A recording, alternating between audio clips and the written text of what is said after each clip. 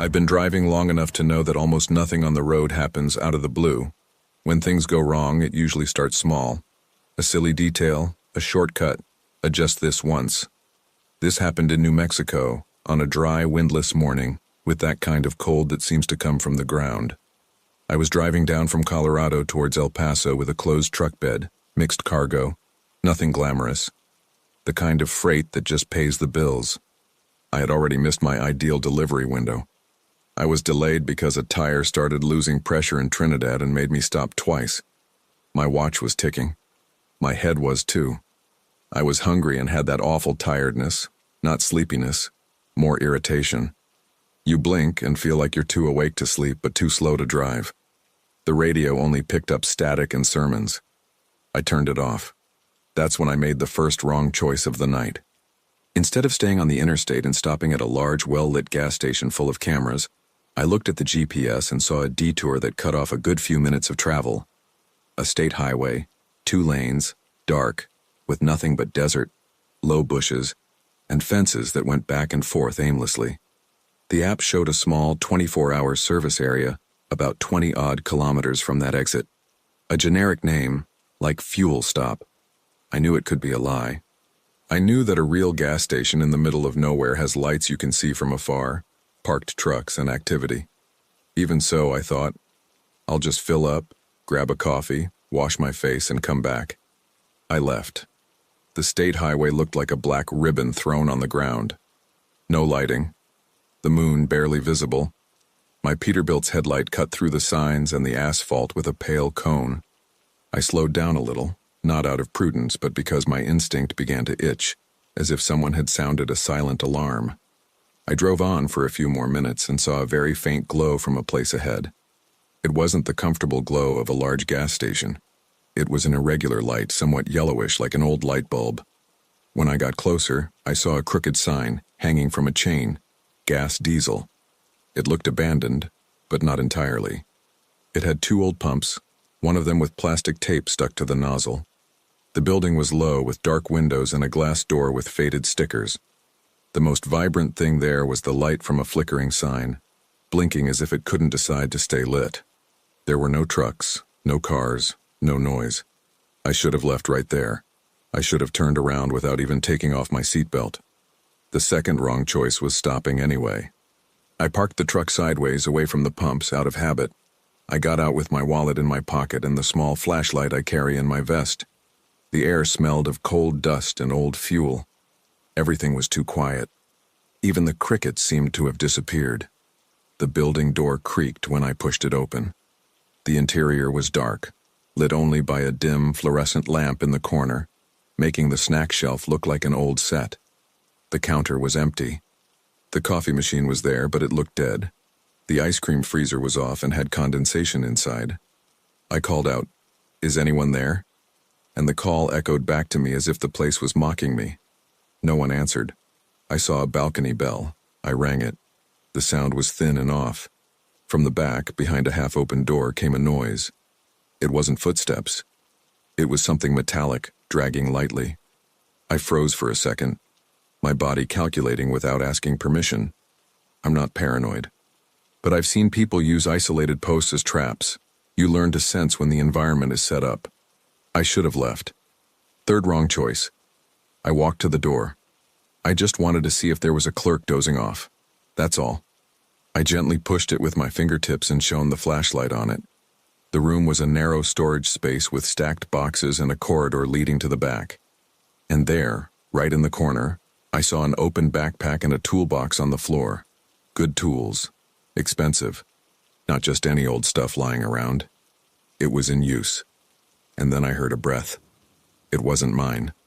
I turned the light quickly and caught a glimpse of a reflection in someone's eyes. A face disappeared behind a pile of boxes. I recoiled instantly, without thinking, and returned to the main hall. My hand went straight to the pocket where I keep the truck key, as if the key were a weapon. The front door was right there, just a few meters away.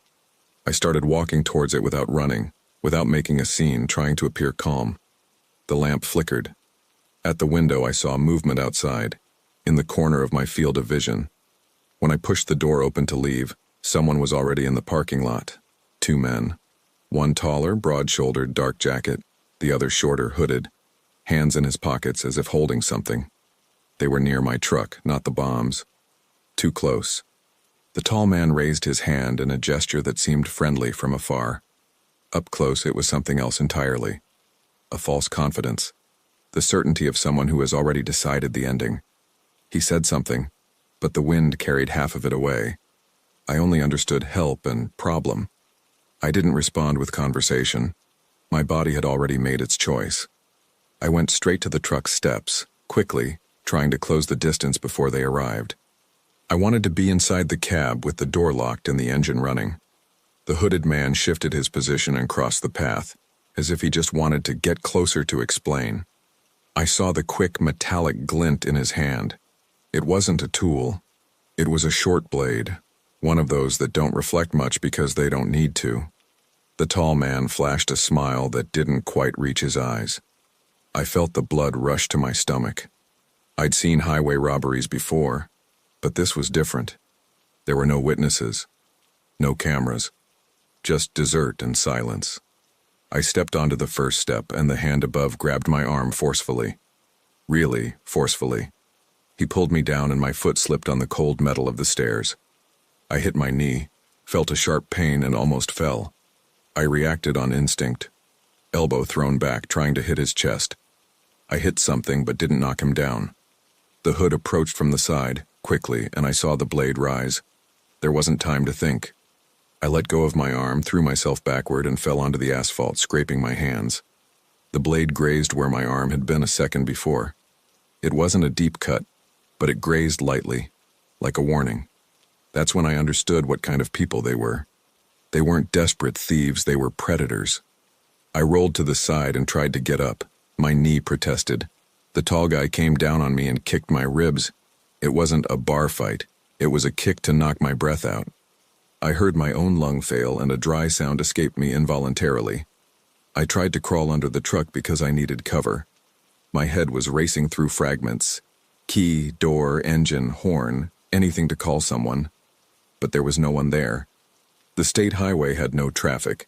The hood was to the side of the cab as if the truck belonged to him. He looked at the door, the mirrors, the tank, calculating.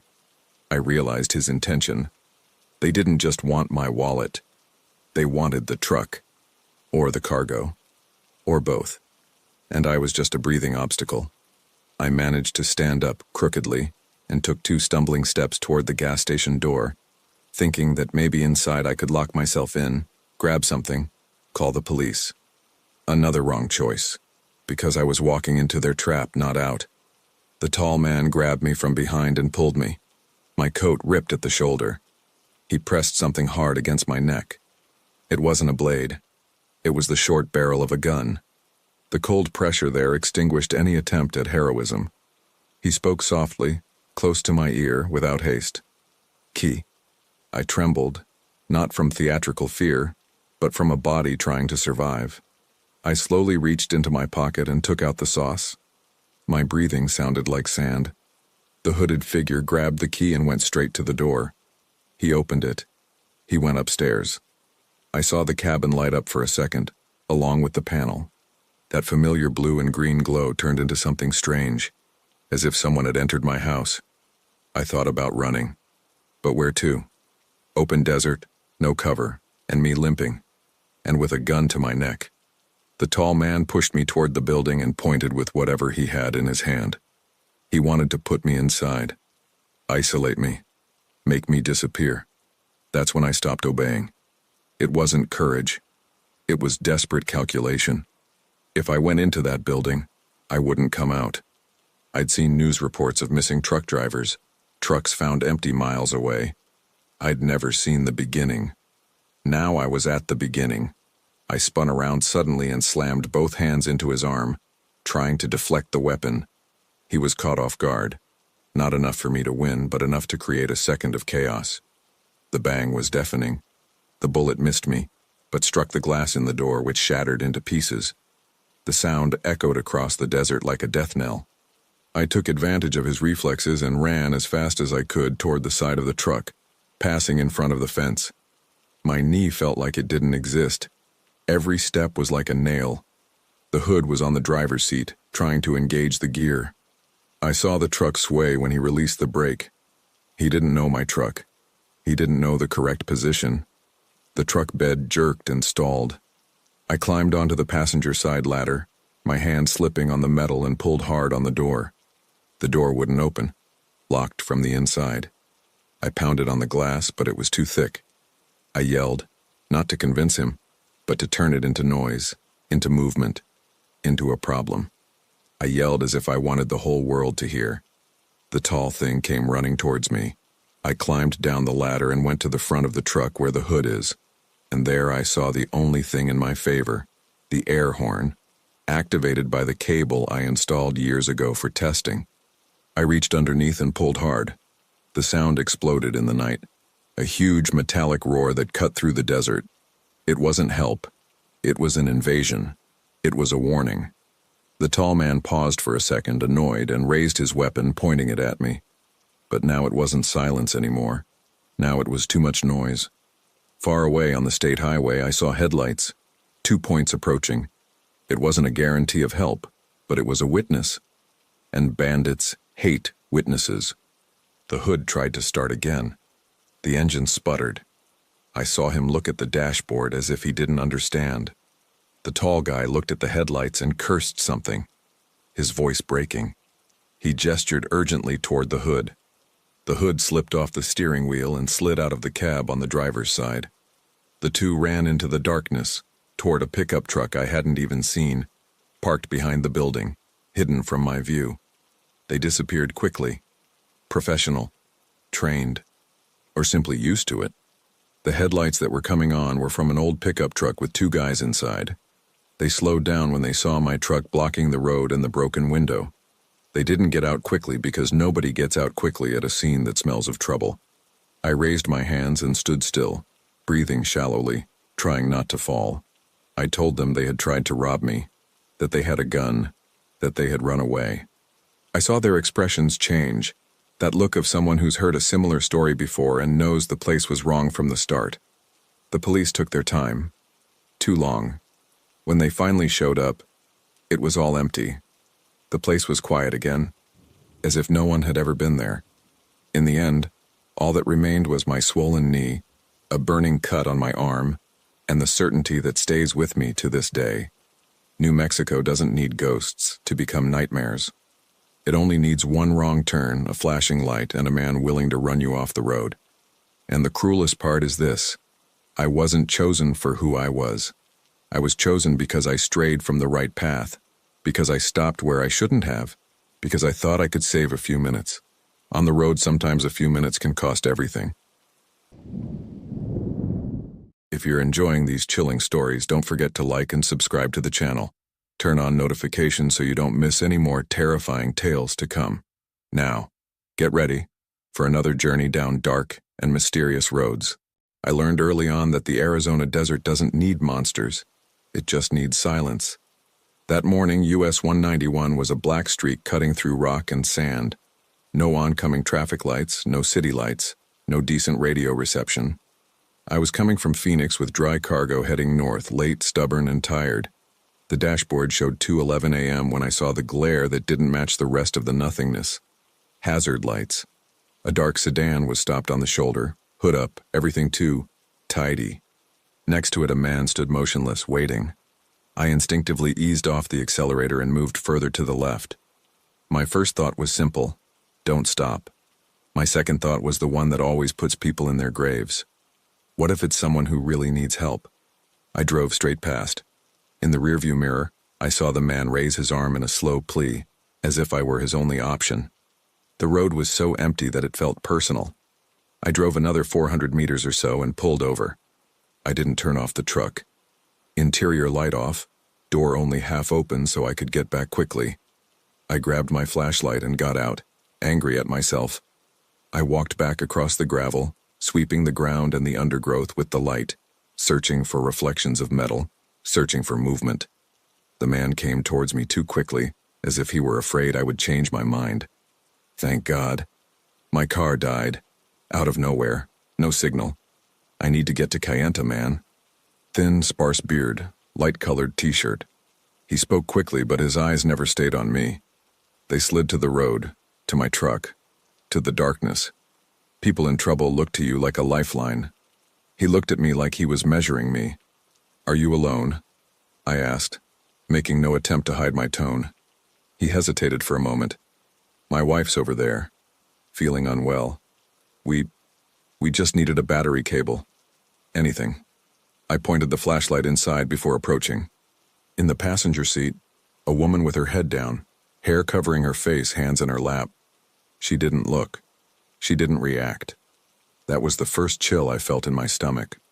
I told him I didn't have a cable, and that I could let him know at the next gas station when I got a signal. He made room under the hood as if I were a mechanic. "Just take a look. I think the cable is loose. It'll be quick, I swear." "It'll be quick" is the favorite phrase of anyone trying to drag you into a situation.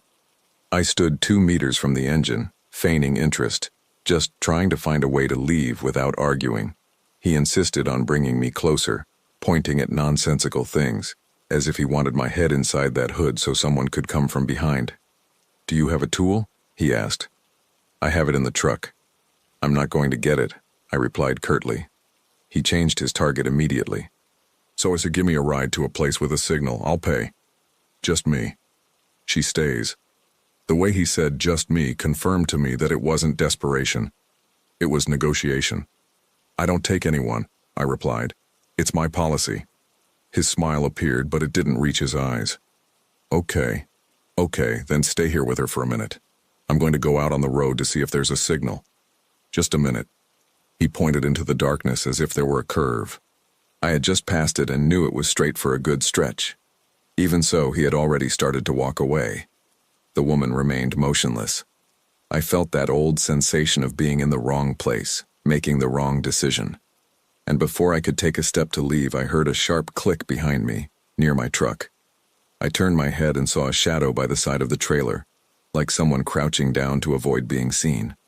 The man stopped walking. He didn't seem confused. He seemed to be waiting. "Hey," I said loudly, shining my flashlight on the shadow. "Who's there?" The response came like a blow. Something heavy hit my ribs from behind. The flashlight flew out, hit the asphalt, and started spinning, throwing light in all directions. The air left me.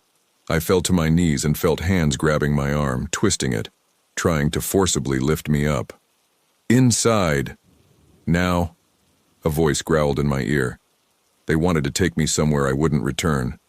I fought back the ugly way I could. I kicked, I bit, I crawled on the gravel. My hand found the small pocket knife I used to open belts. I didn't open it to be a hero. I opened it to buy myself a second of doubt. That second was enough for me to see the detail that destroyed me. The woman on the bench lifted her head and looked directly at me. Her eyes were wide awake, clear, with no hint of illness, and she smiled briefly, as if confirming that the bait had worked. "Grab the truck keys," she said calmly. "And his phone." It wasn't a typical robbery. It was a truck robbery, a cargo robbery, a robbery of people. One of the men reached into my pocket looking for the carabiner on my key. I felt fingers pulling, trying to break the clip. I threw myself back and slammed onto the open hood, pushing hard. The hood came down and hit him in the face. He staggered, and I managed to pull the key to my side. I ran heavily, without elegance, toward the truck. I heard footsteps behind me. I heard a low curse. I heard someone say "shoot" in a nervous whisper. I saw a metallic glint in someone's hand, reflecting the headlights of my own truck. I stepped onto the step, bumped my knee, almost fell. I went inside, pulled the door shut, and locked it. The whole world seemed to stay outside. They arrived banging on the glass and the metal. One hand pulled the door handle. Another tried to force the door seal. The thank God man appeared in my rearview mirror near the driver's side window, talking as if it were still a conversation. Open it, and nobody gets hurt." I didn't answer. I turned the key. The engine took half a second, which felt like an eternity. It started. I put it in gear and drove off. The truck lurched, and I felt something hit the bumper as if someone had tried to climb onto the outside step. In the side mirror, I saw the woman getting out of the sedan with an unsettling calm, walking to the shoulder like someone retrieving a forgotten purse. She wasn't running. She wasn't yelling. She was managing the situation. The sedan closed its hood crookedly and followed behind. They stuck to me and backed away, trying to force me to make a mistake. I tried calling 911, no signal, just the empty icon on the panel. I picked up the microphone from the CB radio, more out of habit than hope. Brake, brake. Any drivers in the Kayenta area? I'm being chased. I need help, just hissing. The sedan swerved to the left, almost touching my trailer. I held the center of the lane and let the weight of the truck do the work. They tried to go to the right on the shoulder, kicking rocks up in the air. I heard cracking noises in the trailer's metal. An object hit my rearview mirror and I saw the mirror vibrate, almost breaking. It wasn't meant to kill me there. It was meant to knock me out of control, to put me on the ground. I was thinking about distance, not speed, about keeping the truck intact, about getting anywhere with lights and a camera. When the climb began, I downshifted to maintain torque and kept a constant speed. The sedan started to lose momentum. The gap widened. I almost believed I had escaped. And then they did the most dangerous thing. They turned off the headlights. The rearview mirror turned into a black hole.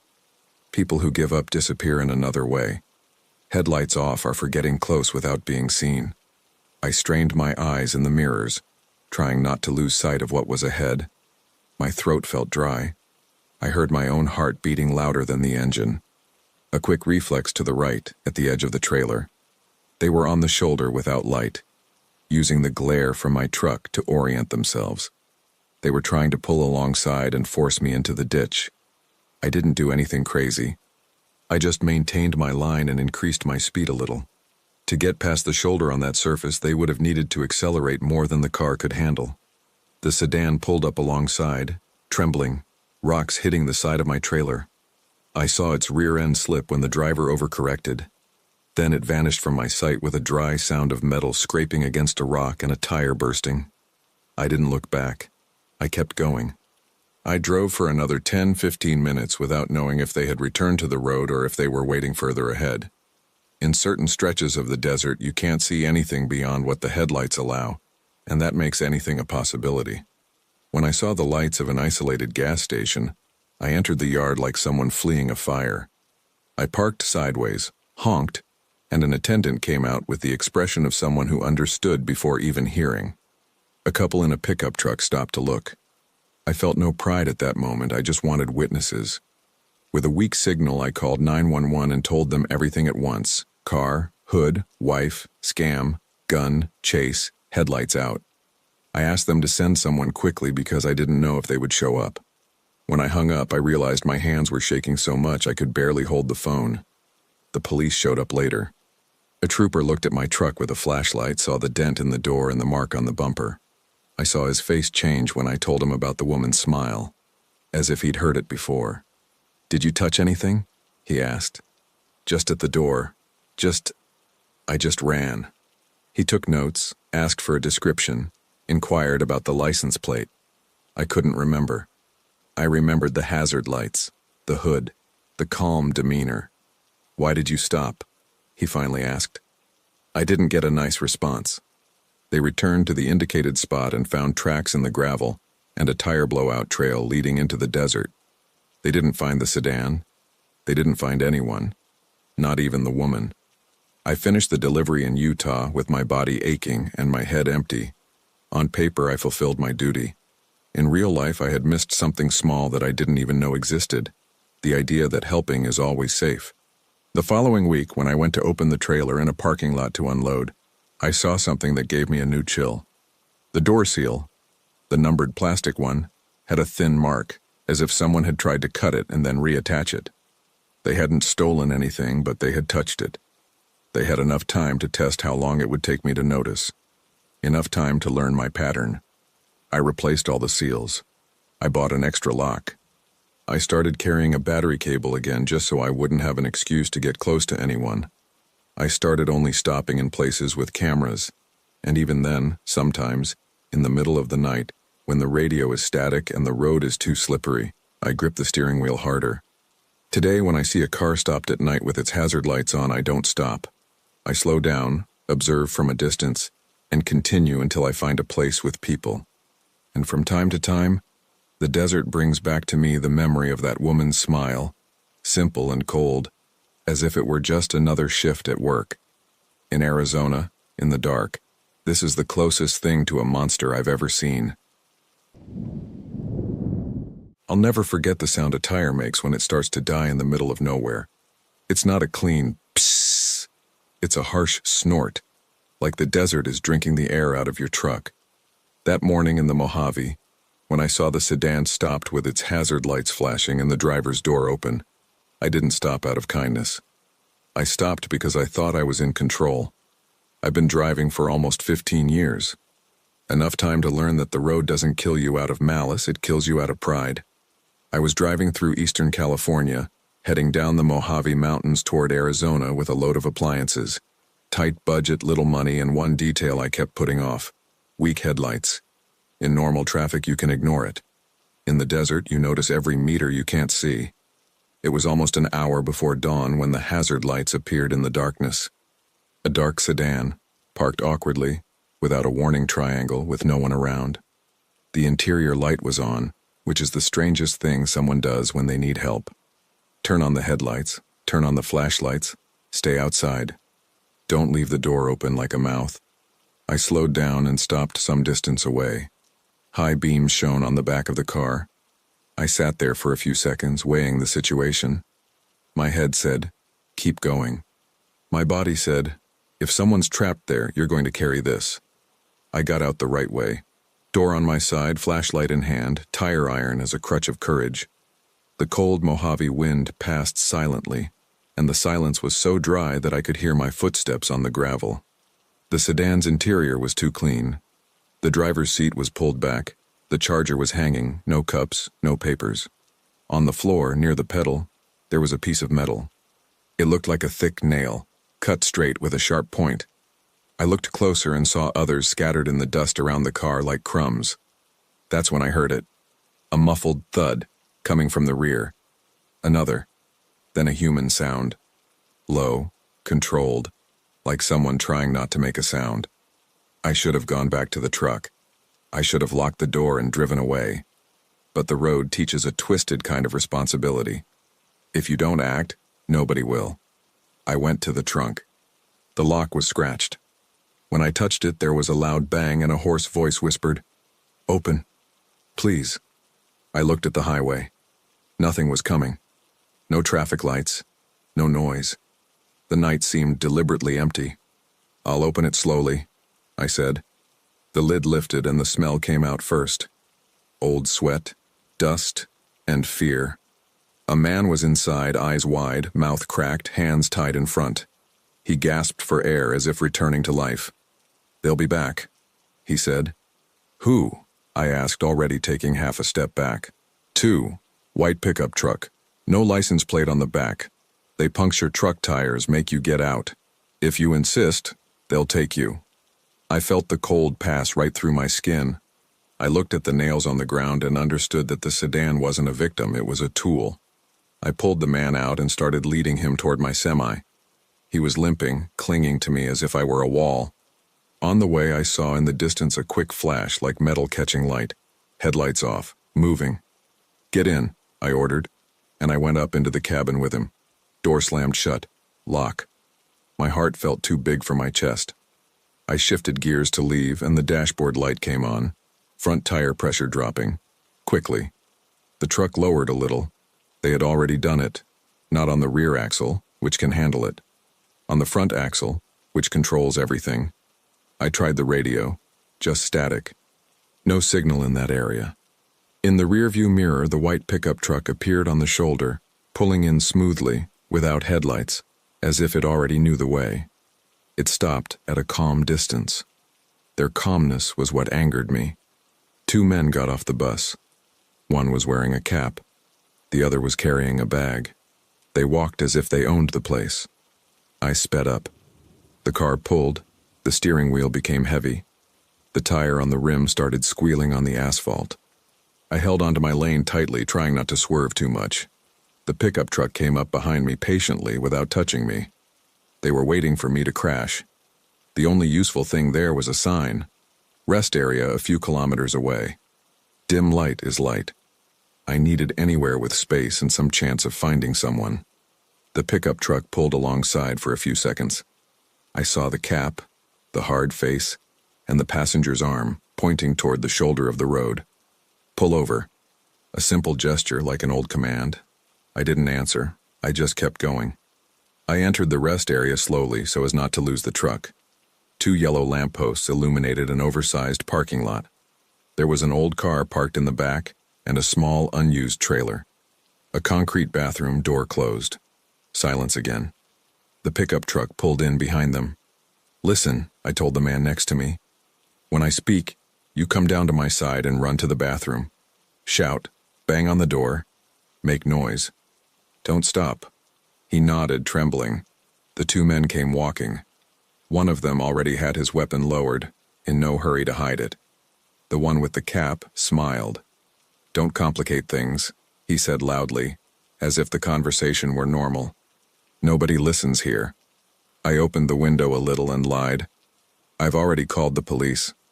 He chuckled briefly, and I saw that the lie hadn't bought anything.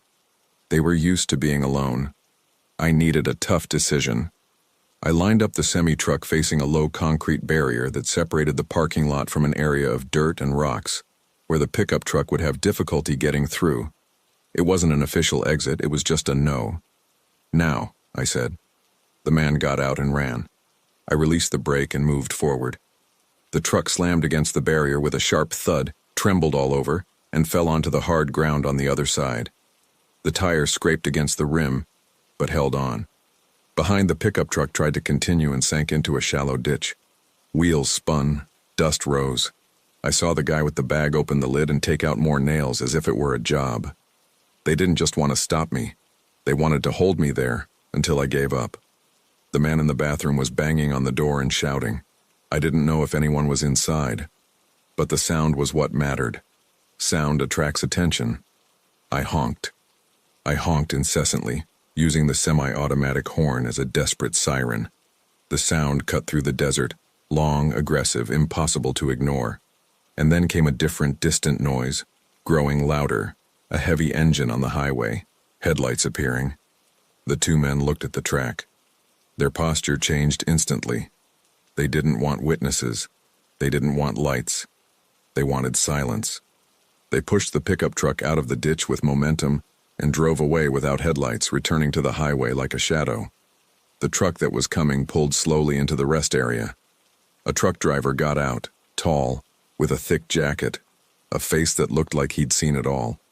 He looked at my half-crooked side on the ground, the destroyed tire, the man tied up near the bathroom. What the hell is that? He asked. Trap, I replied, and my voice came out higher than I intended. He pulled out his cell phone, walked a few meters, raised his arm until he got a signal and called. The CHP arrived as the dawn broke through the sky. They collected nails from the asphalt and the parking lot. They said they had received reports before, but almost never with someone alive to tell the tale. Before getting out of the truck, I did what I always do when something seems wrong. I left my cell phone in my pocket, left the cab lit from the inside, and kept the engine running. Good people turn off the truck to save diesel. Smart people keep the machine ready to go. When I saw the nails, my brain tried to rationalize. Maybe it's construction debris, but there's no construction in that stretch of road, and nails thrown on the shoulder don't stay aligned next to the open door of a clean sedan. The road has its own dirt. It looked like it was scattered there intentionally. The man in the trunk couldn't say where he'd come from. He just kept repeating that he'd stopped to help someone, and when he got out, the 2 of them appeared out of nowhere, silent, as if they'd already been hiding in the dark. He said they didn't shout. They weren't very threatening. They just gave orders and waited for you to understand you had no choice. The coldness with which he said this was proof that he'd already seen the worst. When the pickup truck pulled alongside me on the road, I noticed a detail that disgusted me. They were too calm for someone who needs to steal. This wasn't desperation, it was habit. It was work. And at that moment, I understood that the sedan was just the bait. The flat tire was the trap. After the other truck driver arrived and called the police, I finally noticed my hands. They were trembling, but it wasn't pure fear. It was the release from having made decisions too quickly, too often. You don't realize it at the time. The body holds it back. Then it takes its toll. The CHP arrived with 2 patrol cars. One of them walked up to the sedan and photographed everything before touching anything. Another picked up the nails with gloves and put them in a bag. They asked me if I had a camera in the truck. I had an old dash cam, more for insurance than for video. And I almost laughed because I knew that if the lens hadn't caught the truck in the dark, I would have heard the phrase everyone hears. No license plate, no face, no proof. Even so, the police officer said something that stuck in my mind. These kinds of people count on you feeling ashamed for having stopped. They count on you not wanting to get involved. If you testify, you'll make things worse. I signed paperwork, filed a report, and watched the sedan being towed away as well. The rescued man was taken for treatment, and before leaving he thanked me in such a low voice it seemed like he was apologizing for having existed that night. I responded with a nod, because I didn't have a good phrase. Nothing sounds right after you look into the darkness and it answers you. When the sun finally came out, the Mojave looked beautiful, and that was almost the worst part, because it showed that danger didn't lurk in magical shadows. It lurked in people using a piece of road as a trap in the simplest way possible. I replaced my headlights that same week. I changed the tires, the suspension, whatever broke underneath. But you can't replace the feeling of an open door in the dark. Even today, when I see a hazard light flashing on by itself, I feel my hand gripping the steering wheel before my head can even decide what to do. Today, when I see a car pulled over in the dark with its door open, I don't think about getting help first. I think about whoever wants me to stop. And I keep going. Because in the Mojave, the road doesn't forgive those who confuse courage with curiosity.